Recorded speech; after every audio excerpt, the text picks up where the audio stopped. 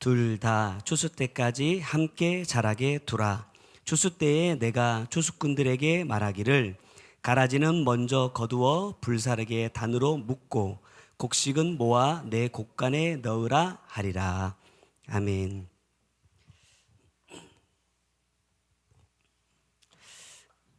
이런 이야기들을 종종 하게 되는 것 같아요. 하나님이 나에게 주신 은혜 가운데 가장 큰 은혜가 뭐냐? 여러분도 그런 생각들을 종종 해보시죠. 내가 받은 은혜가 뭘까? 라는 것도 생각하지만 그 가운데서 가장 큰 은혜가 뭐냐? 저는 이렇게 자주 이야기하는 것 같아요. 내가 죄인인 것을 깨닫게 해주신 것이다. 어제도 잠깐 누구랑 이야기하면서 그런 얘기했어요. 내가 이 회개와 천국 복음을 만나지 못했더라면 내가 죄인인지조차도 모르고 살았을 거다. 왜? 우리가 주님을 믿는 순간 다 죄사함 받고 뭐 다 끊어지고, 사실은 오늘 이제 말씀 가운데서 요시야라는 왕이 나오는데 요시야라는 왕에 대해서 말씀을 좀 쭉 나누려다가 다른 방향으로 틀어졌습니다. 그 요시야 왕도 보면 정말로 이스라엘의 역사상 이런 왕이 없어요. 말씀 가운데서도 요시야 때만큼 유월절을 온전히 하나님께 드리는 때가 없었어요. 그런데도 죽어요. 그런데도 망해요. 그런 것들을 쭉 보면서 뭘 느꼈냐? 야, 너는 참 잘했어. 그러니까 너는 하나님의 그 진노를 보지 않을 거야. 하지만 나는 이스라엘을 반드시 멸망시킨다. 왜? 네 할아버지 므낫세 때문에 그래. 이 말씀을 묵상하면서 그런 생각이 들었어요. 이렇게 하나님 앞에 정직한데, 이렇게 하나님 앞에 의로운데, 이렇게 하나님을 잘 섬기는데 므낫세가 세웠던 모든 산당과 신상을 다 없애버린 사람이 요시야 왕입니다. 그런데도 뭐가 안 되느냐? 끊어지질 않아. 끊어내질 못했어요. 그러니까 요시야가 딱 죽고 나서 뒤로 3명의 왕이 연달아 등장하면서 짧게는 6개월 통치하고 어떤 사람은 몇 년 통치하면서 나라가 그냥 망해버려요. 끝. 내가 이 말씀을 받고 이 말씀이 아니었다면 내가 죄인인 것도 알지 못하고 당연히 천국 갈 거라고 확신하면서 정말로 행복하게 평화롭게 은혜 가운데 신앙생활을 했을 텐데, 이 말씀 만나가지고 매일 죄인이라고 말하고 매일 회개해야 된다고 말하는 이 말씀을 들으면서 사는 것이 나한테는 은혜다. 그런 생각을 해보게 되었어요. 몇 년 전에 우리 교회가 시작되기 전이었어요. 기도를 해주시면서 그래요. 목사님, 하나님께서 사람들 많이 보내주신대요. 한 명인데 한 명하고 1년 넘게 예배드리고 있는데 많이 보내주신대. 힘내라고 하는가 보다. 포기하지 말고 지치지 말라고 가끔 으쌰으쌰 해줘야 또 힘이 나니까 그런가 보다 했는데 진짜 너무 많이 와 있어. 남들이 볼 때는 뭐라고 말할지 모르겠지만 내가 볼 때는 너무 많아. 그래서 하나님께서 온다고 한 사람도 안 오게 하신 사람들도 있어요. 어찌됐든지 주님께서 교회도 주시고 성도들도 보내주셔서 함께 예배를 드릴 수 있게 해주셨는데, 그 가운데 가장 감사한 것을 얘기해보라 하신다면 저는 이 말씀을 만나는 거다. 저는 그렇게 고백하고 싶습니다. 성경을 읽다 보니까 이렇게 말하는 사람들이 참 많아요. 어떤 사람들이냐? 하나님이 나에게 말씀하셨다. 이렇게 말하는 사람 참 많습니다. 역대하 35장 21절의 말씀 보면 느고라는 애굽의 왕이 나옵니다. 이 사람이 요시야에게 사신을 보내어 이르되, 유다 왕이여, 내가 그대와 무슨 관계가 있느냐? 내가 오늘 그대를 치려는 것이 아니요 나와 더불어 싸우는 족속을 치려는 것이라. 하나님이 나에게 명령하사 속히 하라 하셨은즉 하나님이 나와 함께 계시니 그대는 하나님을 거스르지 말라. 그래요. 하나님이 나에게 명령하셨대. 누군데? 애굽의 왕이에요. 하나님을 섬기는 사람이 아니야. 하나님을 믿는 나라의 사람이 아니야. 그런데도 그 사람은 뭐라고 말하느냐? 하나님이 나에게 명령하셨대, 말씀하셨대. 그러니까 나 싸우러 가는데 나는 지금 아수르랑 싸워야 되니까 네가 잠깐만 길만 비켜주면 돼. 나 지나가서 아수르랑 싸우고 올 거야 라고 말한다는 거예요. 그럼 여러분 어떻게 믿으실 겁니까, 이 말을? 이게 진짜 하나님께서 느고한테 하신 말씀인지 아닌지 어떻게 알 수 있어요? 또 열왕기하 18장 25절에 보니까 내가 어찌하여 여호와의 뜻이 아니고야 이제 이곳을 멸하러 올라왔겠느냐? 여호와께서 전에 내게 이르시기를 이 땅으로 올라가서 쳐서 멸하라 하셨느니라 그래요. 자, 이 열왕기하 18장의 말은 이 아수르의 사령관인 랍사게라는 사람이 한 말입니다. 유다를 치러 와가지고 야, 하나님이 나를 보내서 너희들을 치러 온 거야. 그러니까 나랑 싸우려고 하지 말고 그냥 항복해. 이렇게 말해요. 어느 것이 맞을까?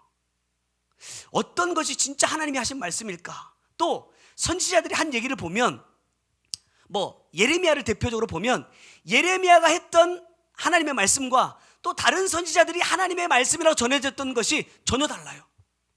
예레미야는 뭐라고 말해요? 야, 그냥 가서 항복해. 항복하고 아수르로 가서 그냥 살아. 거기서 집도 짓고 결혼도 하고 자녀도 낳고 거기서 살아. 그게 하나님의 뜻이야. 이렇게 말해요. 근데 다른 사람들은 뭐라 말해요? 아니야, 죽더라도 싸워. 하나님 우리를 이기게 해주실 거야 라고 말한다는 거예요. 그럴 때 이것이 정말 하나님께서 나에게 하시는 말씀인지 내가 어떻게 분별할 수 있느냐 이거예요. 저에게는 이런 마음 주셨어요. 분별하지 못하면 어떻게 돼요? 죽어요. 뭐가 죽죠? 내 영이 죽어요. 역대하 35장 22절 보세요. 요시야가 몸을 돌이켜 떠나기를 싫어하고 오히려 변장하고 그와 싸우고자 하여 하나님의 입에서 나온 느고의 말을 듣지 아니하고 그래요. 느고가 하나님을 섬기는 사람이었는지 믿는 사람이었는지는 잘 모르겠지만 하나님은 분명하게 말씀하시기를 느고의 입을 통해서 누가 말하고 있다? 하나님이 말씀하고 계신다라고 하셔요. 그런데 이 요시야가 그 말을 듣지 않았다. 그래서 어떻게 됩니까? 23절로 넘어가면 활에 맞아서 죽어요. 안 해도 되는 전쟁에 나가. 안 죽어도 되는데 기어이 나가가지고 활에 맞아 죽는단 말이야. 근데 여기도 보면요, 이 왕을 죽이기 위해서 쏘는 게 아니에요. 변장하고 갔다니까. 일반 병사처럼 변장하고 갔는데 우연히 활이 날아와서 요시야를 맞춰버려요. 왜죠? 하나님의 말씀대로 하나님의 말씀을 듣지 않았기 때문에. 반면 열왕기하 18장은 랍사게가 한 말입니다. 하나님이 하신 말씀이 아니에요. 이때 당시에 왕은 누구냐? 히스기야입니다. 나중에 잠깐 언급하겠지만 이 요시야와 히스기야는 굉장히 비슷한 부분이 많아요. 랍사게가 와가지고 야, 하나님께서 나한테 이렇게 하라고 말씀하셨어 라고 할 때 히스기야는 어떻게 할까? 요시야의 이 말씀을 보면 이렇게 말하죠.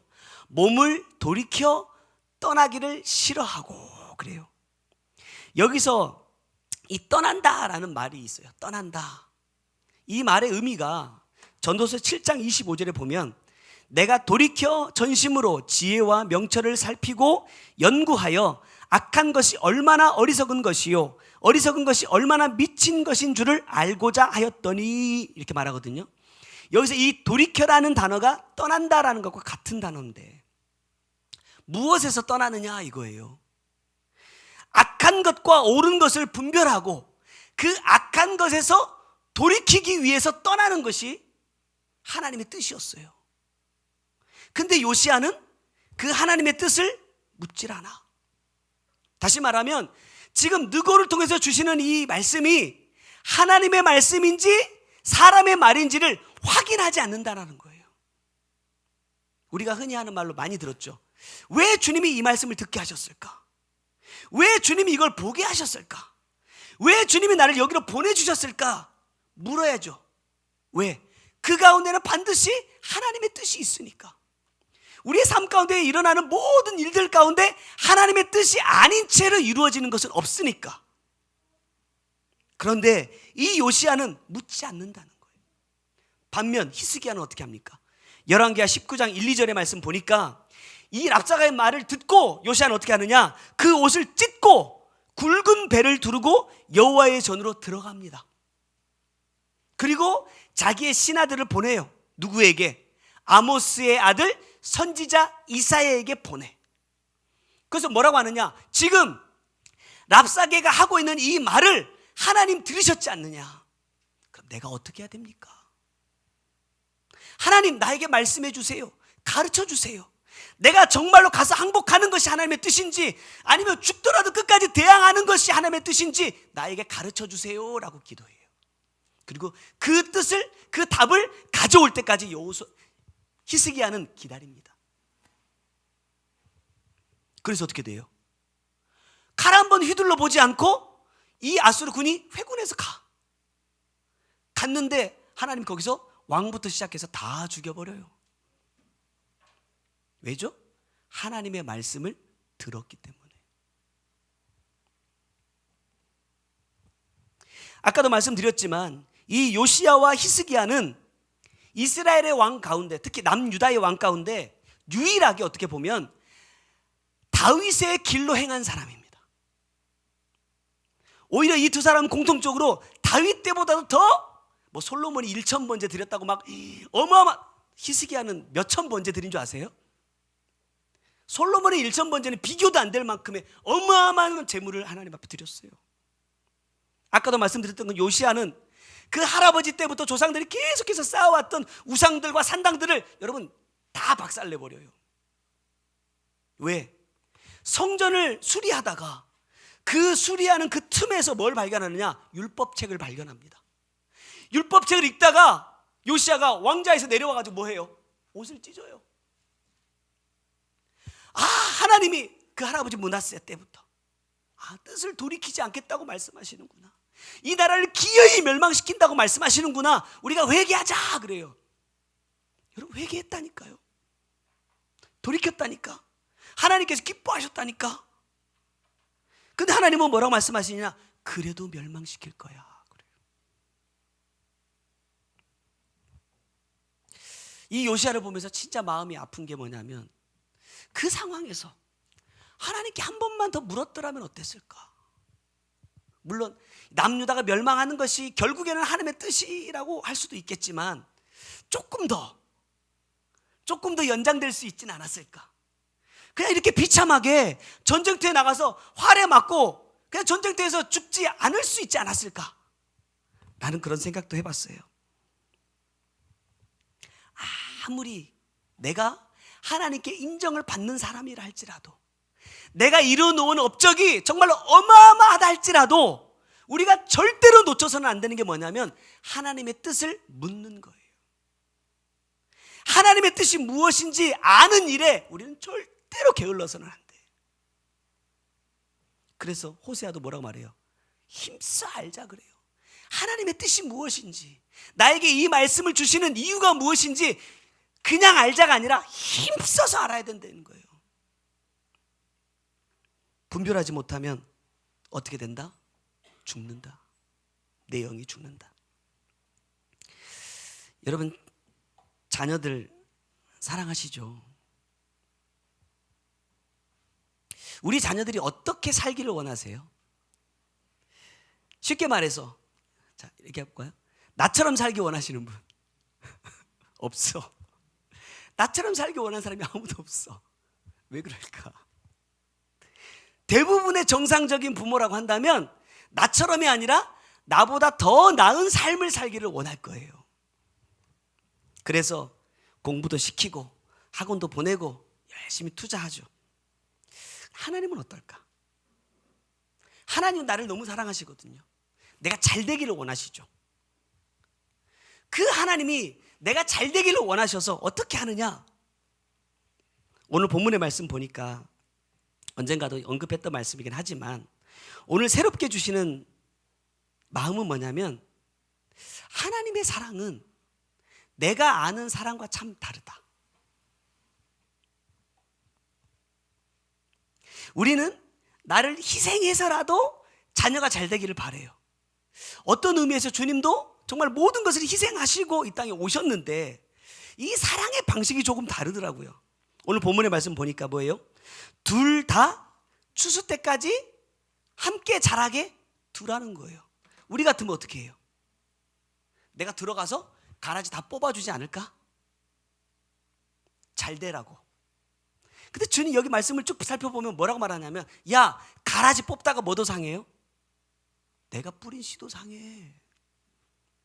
우리는 이렇게 하면 자녀가 진짜 잘 될 거라고 생각하고 열심히 뽑아주는데 정작 나는 뭐 하고 있어요? 그 좋은 씨들을 다 상하게 만들고 있어. 그게 진짜 내 자녀들의 영혼을 살리는 것이냐를 생각해 봐야 된다. 나는 정말로 사랑한다고 말하고 있지만 이 아이들이 영이 살 수 있도록 내가 지금 무엇을 하고 있느냐. 육의 것들은 부족함이 없이 막 채워주고 있을지 모르겠지만 그 사랑, 내 자녀들의 영혼이 살기 위해서 지금 너는 뭘 하고 있느냐. 너는 이 아이들을 사랑한다고 말하면서 정작 그 아이들의 영혼을 죽이고 있지는 않느냐. 주님께서 이 말씀을 통해서 저의 그러한 모습을 보게 해주십니다. 이 말씀을 딱 읽으면서 저는 한 사람이 떠올랐어요. 누구냐? 바울입니다. 여러분 잘 알죠? 바울이 하나님 앞에 간절히 3번 기도했다 이런 말씀이 나와요. 뭐 때문이죠? 가시 때문에. 고린도후서 12장 7절에 여러 계시를 받은 것이 지극히 크므로 너무 자만하지 않게 하시려고 내 육체에 가시 곧 사탄의 사자를 주셨으니 이는 나를 쳐서 너무 자만하지 않게 하려 하심이라. 그래서 이 사탄의 사자를 빼내기 위해서 바울이 하나님 앞에 3번 기도하지만 돌아오는 대답은 뭐예요? 내 은혜가 너에게 족하다. 빼준다 안 빼준다? 안 빼줘 이 말이에요. 우리 같으면 내가 빼주지. 그래서 나도 부모지만 이렇게 해요. 우리 아들에게 이것만 없으면 너무 좋겠어. 그러니까 그거 하지 말라고 계속 뭐 해요? 잔소리해. 하나님은 저 아이를 자만하지 않고 겸손하게 하시려고 그 가시를 주셨어. 근데 누가 뺄라 그래? 내가 뺄라 그래. 유겸아 그렇게 하면 안 돼. 그렇게 하면 하나님이 기뻐하시는 게 아니야. 누구 생각으로? 내 생각으로. 하나님이 왜 그것을 주셨는지에 대해서 내가 묻지 않고 알려고 하지 않고 왜 그런 가시를 가진 아이가 내 자녀인지 주님께 묻지 않고 내가 보기에 가시라고 느껴지기 때문에 빼려고 해.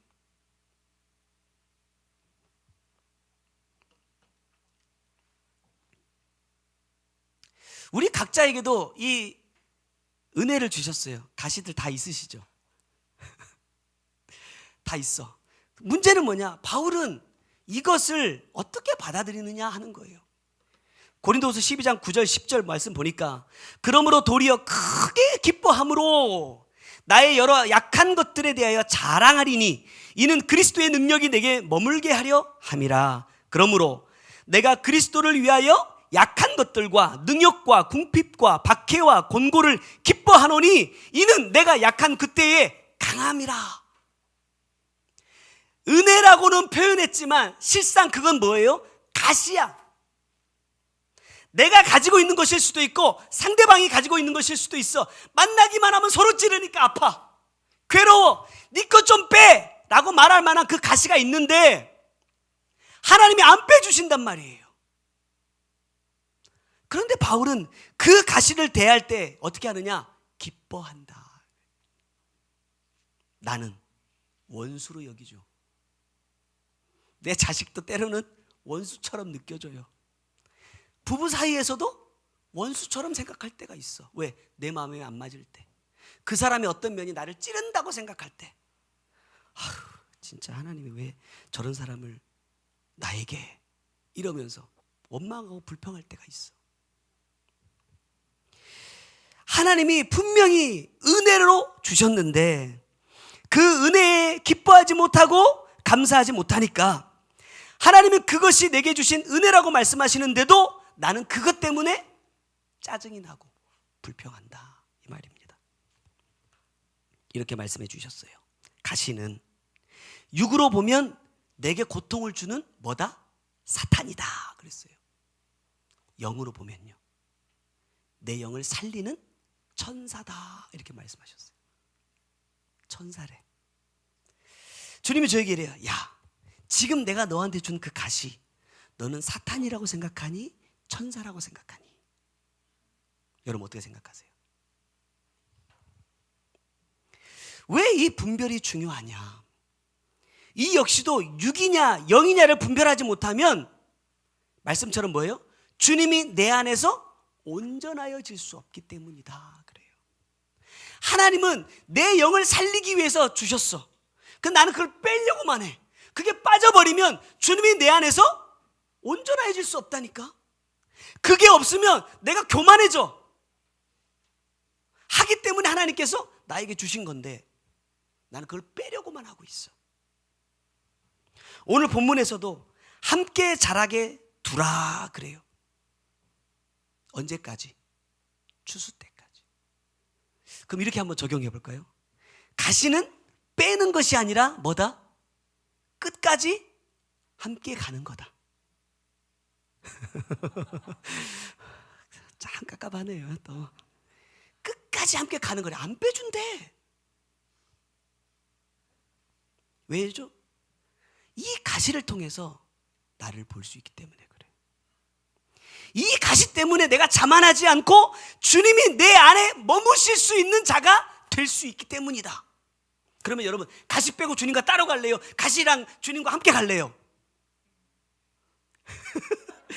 이걸 선택하자니 이게 울고, 이걸 선택하자니 이게 울지만, 근데 선택해야 된다니까. 그렇다면 가라지는 뭐예요? 주님은 저에게 이런 마음 주셨어요. 네 심령의 밭에 지금 무엇이 자라고 있냐? 나는 지금 주님이 뿌려주신 좋은 씨가 싹이 나고 자라도록 하고 있는지, 아니면 원수가 몰래 와서 뿌려놓은 가라지가 자라도록 하고 있는지 오늘 말씀을 통해서 내 자신의 모습을 보게 해주셨습니다. 여기에도 아버지의 큰 뜻이 있는데 여기 함께 자라게 두라 그랬어요. 근데 이 두라라는 이 단어를 보니까 일반적으로는 내버려 둔다 이런 뜻이거든요. 근데 여기 조금 어려운 말이에요. 비유적인 의미에서의 법적인 용법. 아무튼 그런 게 있다고 쳐요. 이 용법을 보면 어떤 의미를 갖고 있냐면 속박에서 벗어나다, 용서하다라는 뜻을 갖고 있어요. 희한하죠. 함께 자라게 두라 이랬는데 함께 자라게 두는 것, 여러분 예를 들어서 내가 알곡이 아니고 가라지야. 지금 현재 상태가. 그러면 당장 가라지를 뽑아버린다면 나한테 기회가 있다 없다? 없죠. 근데 하나님께서 뽑지 않고 두시는 이유는 뭐예요? 용서해 주시기 위함이다라는 거예요. 기회를 주시기 위함이다라는 거예요. 그러니까 그냥 내 안에 있는 가라지 그냥 빨리빨리 뽑아주세요. 이것만이 은혜가 아니라는 거예요. 그것을 내게 대입해 봤을 때 내 안에서 자라고 있는 것이 가라지뿐이라고 한다면 하나님이 당장 다 뽑아버리면 나한테는 회개할 기회도 없어. 근데 하나님은 추수 때까지, 심판 때까지 기다리신다라는 거예요. 왜? 기회 주시려고, 용서해 주시려고. 은혜예요 아니에요? 은혜죠. 근데 뽑아야 돼요 안 뽑아야 돼요? 다 뽑아버리고 싶지만 두라는 거야. 왜? 그래야 네가 사니까. 그걸 보면서 뭐 하라고요? 같이 자란다는 건요, 맞은편에서 어떻게 하라고? 바라본다라는 거예요. 내 심령에 이런 것들이 자라고 있구나. 내가 이런 사람, 내가 참 겉은 멀쩡한데 내 속에는 이런 것들이 자리하고 있구나 라는 것을 깨달으라는 거예요. 그것을 바라보면서. 그래서 내가 마지막 때에 단으로 묶을 여러분 보세요. 단으로 묶어, 가라지는요 그냥 한 대 그냥 묶어서 그냥 한꺼번에 불 속에다 쳐 넣어버려요. 그런데 알곡은요, 곡식은요 한 알 한 알 헤아리십니다. 1대1이 1대1. 내 안에 가라지가 있어서 묶어서 그냥 불 속에다 집어 던져버릴 사람인지, 주님께서 내게 뿌려주신 좋은 씨가 자라고 있는 그 사람인지를 주님께서 마지막 때 보시고 용서할 것인지 심판할 것인지를 판단하신다라는 거예요. 저를 보면서 그런 생각이 들 때가 있어요. 내 안에 해결되지 않는 이 죄의 문제 때문에 굉장히 마음이 낙심이 될 때가 있어요. 왜 안 될까? 왜 이렇게 안 될까? 진짜 막 말해놓고서는 또 표현은 안 하지만 내 속으로 진짜 엄청 막 후회하고, 그때 이렇게 안 하고 이렇게 말할걸, 한 번만 더 숨 쉴걸, 이러면서 후회할 때가 너무너무나 많아요. 이렇게 해도 해결이 안 되고 아무리 발버둥 쳐도 자꾸 제자리에만 머물러 있는 내 자신을 보면서, 이런 표현이 맞나 모르겠어요, 절망감이 좀 이렇게 몰려올 때가 있어요. 해서 뭐 할까? 그럴 때 이 가시가 나를요 쿡 찔러요. 아파요, 안 아파요? 당연히 아프지. 쿡 찌를 때 너무 아픈데 동시에 정신이 번쩍 들어. 그래서 이렇게 깨달아요. 그래, 맞아. 나는 이것밖에 안 되는 사람이야. 그래서 나는 주님이 없으면 절대 안 돼. 주님의 이 은혜가 없으면 나는 절대 살 수 없어 라고 나도 모르게 고백을 하고 있어. 내 자신을 보면 답답해서 가슴을 치다가도 하나님이 내 심령 가운데 살짝 불어넣어 주시는 은혜가 뭐냐면, 그러니까 내가 있어야지. 그러니까 내가 있는 거야. 그러니까 오늘도 이 말씀을 너에게 주는 거야. 이렇게 말씀해 주시더라고요. 여러분, 그게 얼마나 감사한지 몰라요. 때론 그럴 때가 있죠. 죄만 짓고 정말 부끄러운 마음으로 말씀을 받으러 갈 때가 있어요. 근데 내 상태와는 전혀 상관없이 또 막 은혜를 주신단 말이에요. 그러면 또 힘이 나죠. 그래, 다시 한번 해보자. 하루 안 가더라도 며칠 뒤에 또 넘어지더라도 그 순간만큼은, 그래, 나 정신 차려야 돼, 양 목사 정신 차려 하면서 또 올라오게 되더라고요. 사랑하는 성도 여러분, 가시 때문에 아프시고 가라지 때문에 힘드시죠? 제가 그래요. 그런데 그 가시와 가라지가 뭐다? 은혜다, 은혜. 나에게 주신 하나님의 은혜다. 이제 겉으로는 안 하더라 속으로는 꼭 아멘 하세요. 은혜다.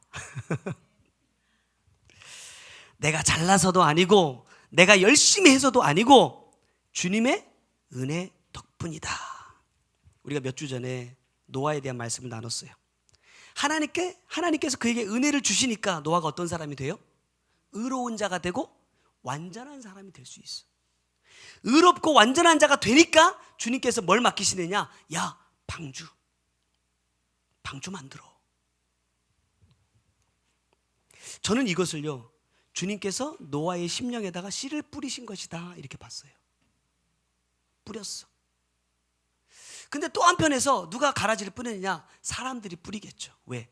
노아가 방주를 몇 년 만에 뚝딱뚝딱 지어낸 게 아니라 100년이 걸렸어요. 100년 동안 그 방주를 만드는 동안에 얼마나 많은 사람들이 구경 왔겠어요. 상상해보는 거예요. 그러면서 너 이거 왜 만들어? 바닷가도 아니고 산꼭대기에다가 너 이거 왜 만들고 있어? 하나님이 나한테 만들래. 왜? 홍수로 심판한대. 홍수가 뭐야? 나도 몰라. 홍수가 뭔지 나도 몰라. 근데 만들래. 그 사람들이 돌아가면서 그래, 노아는 역시 하나님의 말씀을 정말 제대로 지키는 사람이야 이러고 갔을까요? 그랬다면 한 사람이라도 와서 같이 만들었겠지. 만약에 노아가 방주를 짓고 있는 곳에 와서 보고 간 사람들이라면 대부분 유추해 보건대 뭐라고 하면서 갔을까? 미쳤네. 미쳤어. 근데 소문은 안 듣고 싶어도 다 들어오더라고요. 그 말들이 뭘까? 저는 가라지라고 생각해요. 노아의 심령 가운데 하나님의 말씀의 씨도 뿌려지고 사람들의 말도 뿌려집니다. 무엇을 키울까요? 노아는 가라지가 자라게 하지 않아요. 하나님께서 나에게 주신 이 말씀의 씨만 자라게 100년 동안 오직 말씀만 바라보고 살아갑니다. 그런데 이 노아를 보면서 노아가 성공할 수밖에 없는 이유들 가운데 한 가지를 저는 뭐라고 봤냐면 하나님이 설계도를 주셨다. 지난주에도 여기다 설계도라고 쓴 것 같은데, 설계도. 야, 방주의 높이는 몇 미터, 폭은 몇 미터, 뭐 깊이는 그리고 몇 층으로 하고 어떻게 하고 이런 걸 다 가르쳐 주셨어요. 설계도. 하나님이 이렇게 다 가르쳐 주셨으니까 노아가 하지. 안 가르쳐 줬으면 어떻게 하겠어? 근데 주님께서 저한테 이런 마음 주세요. 야, 너한테도 설계도를 줬어.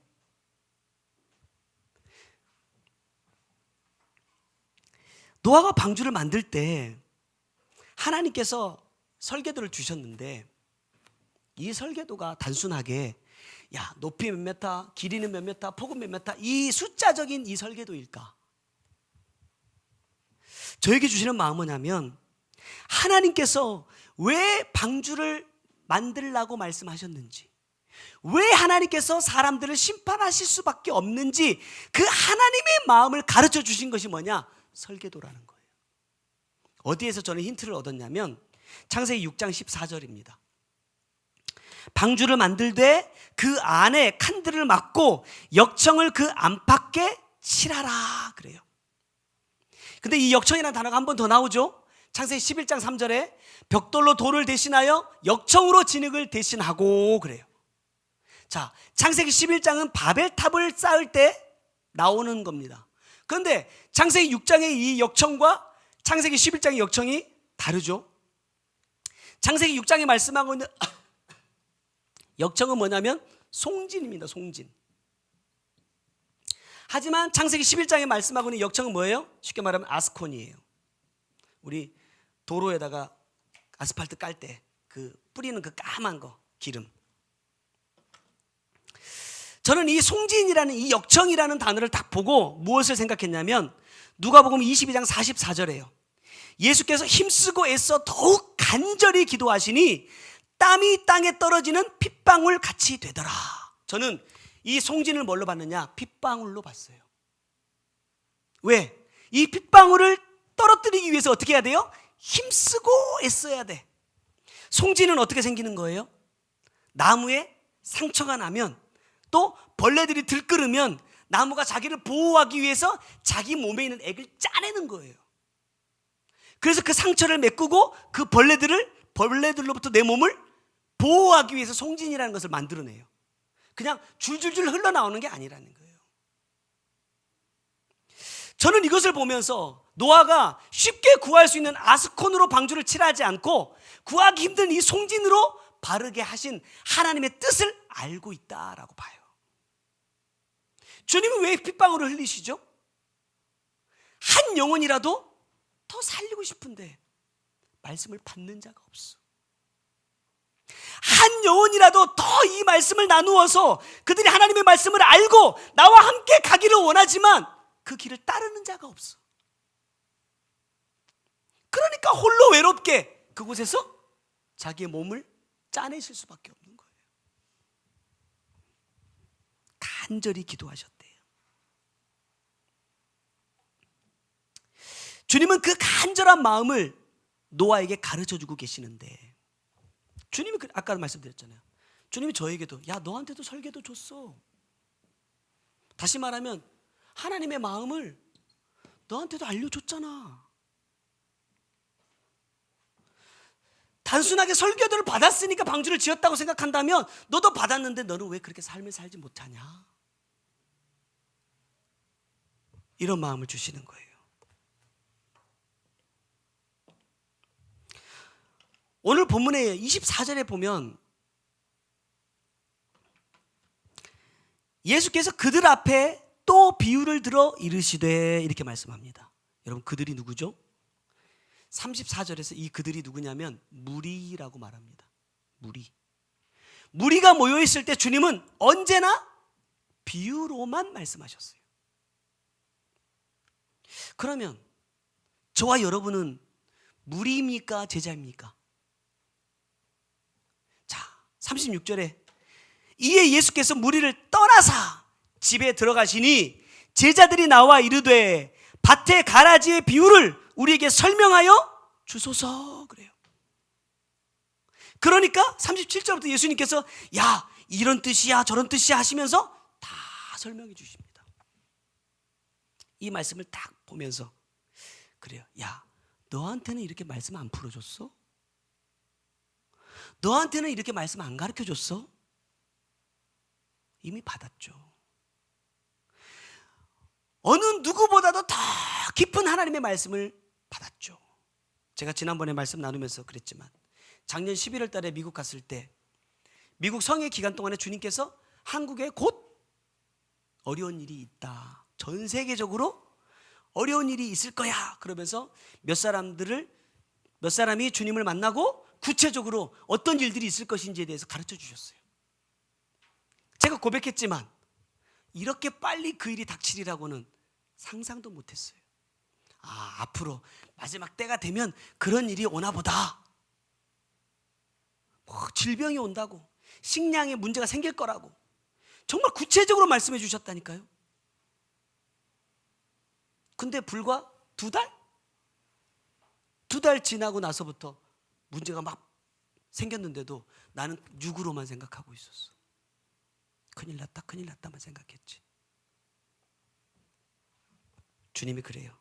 야, 설계도를 준다고 다 만들 수 있는 게 아니라 그 안에서 뭘 봐야 되느냐? 하나님의 마음을 이해해야 돼요. 그 하나님의 마음을 내 마음으로 받아들여야 돼. 아, 그랬구나.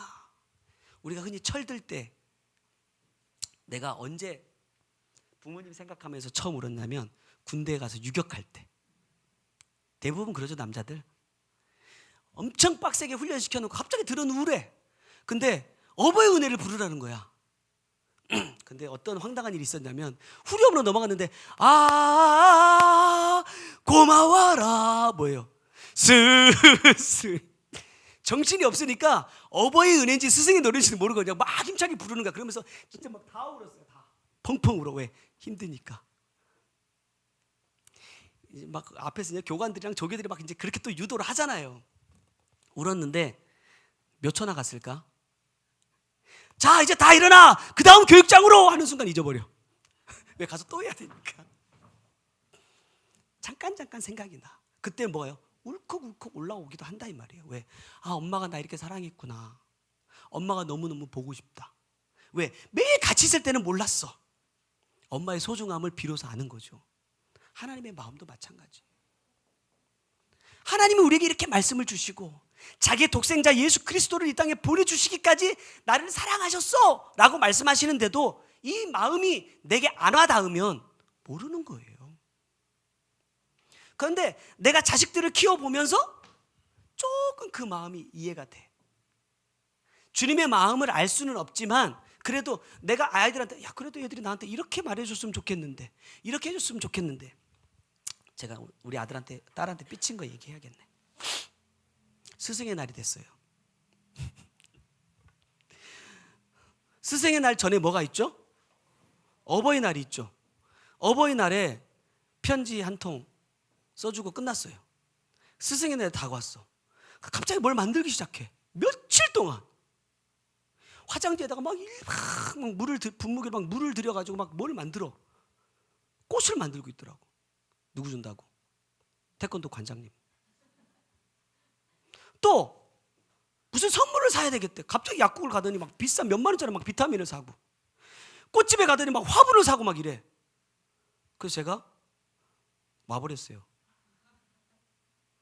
여기 니네 태권도장 근처니까 알아서 걸어서 가. 그러고 그냥 와버렸어요. 왜? 삐쳤거든요. 왜? 나는 아무것도 안 해줬어. 나는 아무것도 안 줬어. 나는 어린이날 때 다 선물 다 해줬는데. 나중에 와가지고 아빠 뭐가 갖고 싶으세요? 그랬더니 늦었다. 내가 돈이 없어서 너한테 달라는 게 아니라 나 돈 있다. 하나님의 마음은 어떨까요? 하나님도 분명히 나한테 원하시는 게 있어. 내가 너한테 이만큼 했으면 내 마음 좀 알아줬으면 좋겠어. 하나님 우리한테 뭐 달라고 하시겠어요? 나 이번에 욥기를 다시 읽으면서 다시 들었어. 야, 내가 조금 죄를 지은들 하나님한테 무슨 영향이 있어? 네가 의롭게 산들 그게 하나님하고 무슨 상관이 있어? 그런 정도의 하나님이에요. 나라는 존재 자체는 하나님에게 있어서 정말 아무것도 아닌 존재예요.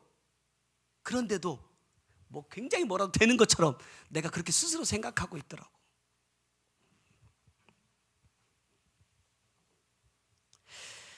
내가 은혜를 받지 못해서도 아니고 가시 때문에 하지 못하는 것도 아니라 내가 받은 은혜의 가치를 모르기 때문에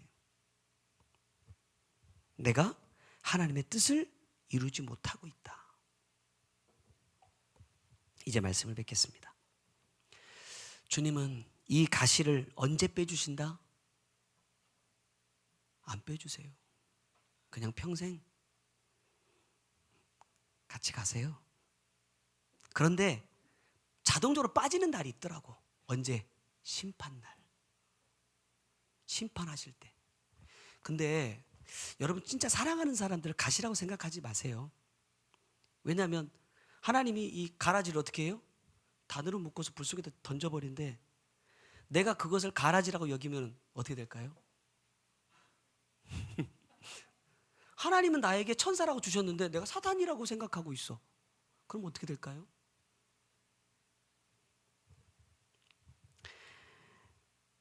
그 심판대 앞에서 주님은 내가 좋은 씨를 자라게 한 자인지 가라지만 무성하게 자라게 한 자인지를 통해서 용서하실 것인지 영원히 꺼지지 않는 불 가운데 던질 것인지를 결정하신다고 말씀하셨습니다.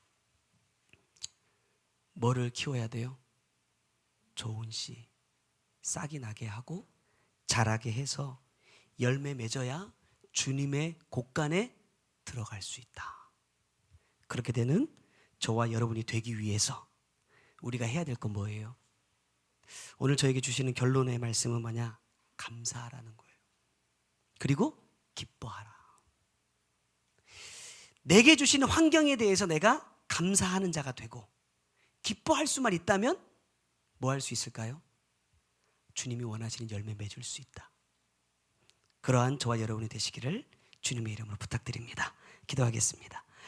사랑의 주님, 고맙고 감사합니다. 허물뿐이지만 부족하고 연약한 것 투성이지만 주님 오늘도 이렇게 사랑해 주셔서 내 영혼을 살리고 내 자신의 모습을 다시금 돌아볼 수 있는 말씀을 허락해 주셔서 감사합니다.